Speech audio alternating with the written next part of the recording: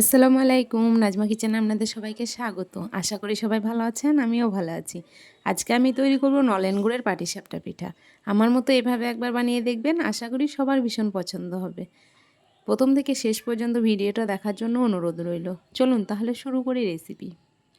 প্রথমে একটা বড় মিক্সিং বোল নিয়েছি, এর মধ্যে নিয়ে নিচ্ছি ছোট বাটির মাপ করে 4 বাটি চালের গুঁড়ো বা চালের আটা নিয়ে নিচ্ছি। ওই বাটিরই মাপ করে 1 বাটি ময়দা আর হাফ বাটি গুঁড়ো দুধ, স্বাদ মতো লবণ।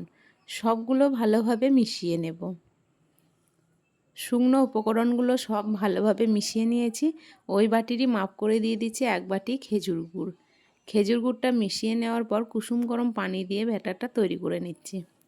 পানিটা একবারে দেবেন না, অল্প অল্প করে দেবেন, তাহলে ঘনত্বটা বুঝতে পারবেন।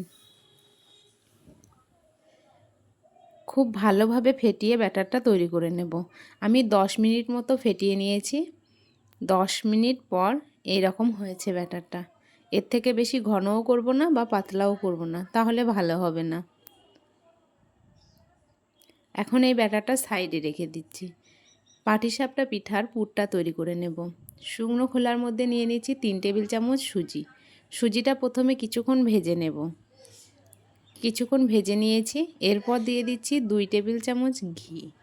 ঘিটা দিয়ে অল্প আঁচে ভালোভাবে ধৈর্য ধরে সুজিটা ভেজে নেব। আঁচটা থাকবে একদম লো, হাই আঁচে করবেন না, তাহলে সুজিটা লাল হয়ে যেতে পারে। যখন সুজি থেকে সুন্দর একটা গন্ধ বেরিয়ে আসবে, তখন সুজিটা ভাজা হয়ে যাবে। এরকম অনবরত নেড়েচেড়ে সুজিটাকে ভেজে নিয়েছি, একটুও কিন্তু লাল হয়ে যায়নি।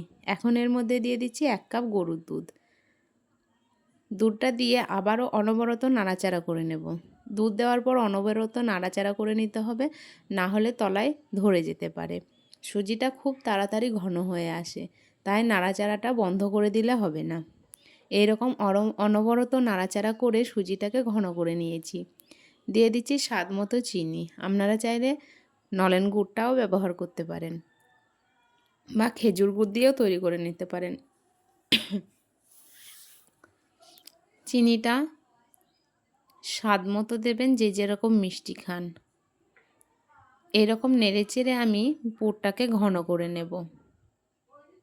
স্বাদের জন্য দিয়ে দিতে পারেন অল্প একটু এলাচ গুঁড়ো।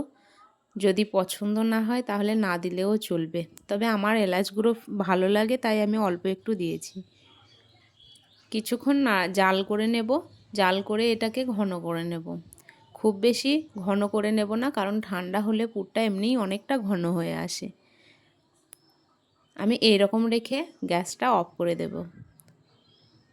ঠান্ডা করে নেব পুরটা। আমি একটা ননস্টিকের প্যান নিয়েছি, এর মধ্যে নিয়ে নিচ্ছি অল্প একটু তেল। তেলটা টিস্যু পেপারের সাহায্যে ভালোভাবে মুছে নেব। এখন পাটিসাপটার জন্য যে ব্যাটারটা তৈরি করেছি, হাতার সাহায্যে 2 হাতা নিয়ে নিচ্ছি। হাতলটা ধরে একটু ঘুরিয়ে নিলেই রুটির শেপটা তৈরি হয়ে যাবে। কয়েক সেকেন্ড রাখার পর কিন্তু এটা হয়ে আসে। এখন পুরটা উপর থেকে দিয়ে দিচ্ছি। পুরটা দিয়ে এইভাবে ভালোভাবে মুড়িয়ে নিলেই তৈরি হয়ে যাবে পাটিসাপটা পিঠা। কত সুন্দর হয়েছে দেখুন। এইভাবে একবার তৈরি করবেন, সবার ভীষণ পছন্দ হবে এই পাটিসাপটা পিঠা।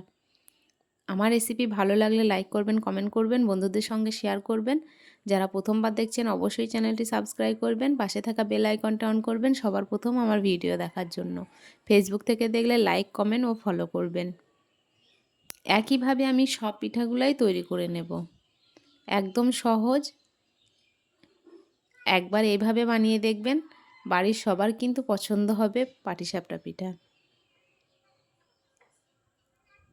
একইভাবে আমি সব পিঠাগুলাই তৈরি করে নিচ্ছি। কত সহজেই তৈরি করা যাচ্ছে দেখছেন। খুব বেশি সময় লাগে না এই পিঠাগুলা তৈরি করতে। 1 মিনিট 1 মিনিট করে তৈরি করে নিলেই অনেকগুলো পিঠা তৈরি করা যায়। একইভাবে সব পিঠাগুলাই তৈরি করে নিচ্ছি। আমি সব পিঠাগুলাই তৈরি করে নিয়েছি। কত সুন্দর দেখতে লাগছে দেখুন।